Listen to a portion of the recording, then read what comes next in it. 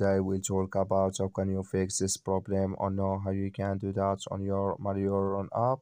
So all you have to do, so you just click here on settings, click on it here.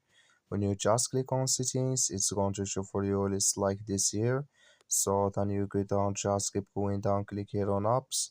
Come to apps list here, and here you're looking for Mario Run app. Or just click on search, then here add Mario Run app. It's going to show for you like this, click on it. So then it's going, when you just click on it, it's going to take you to this list here. Click on for stop, then you click on OK. Then you go down, just click on storage, come to storage list here, just click on clear cache. Then all you have to do, so you just go to your Play Store, click here on Play Store here, then you search for Super Mario Run app. It's going to show for you like this. You will find here update, click on it, and it's going to work with you. That's all you have to do. Thank you for watching. Don't forget to support us by liking and subscribe.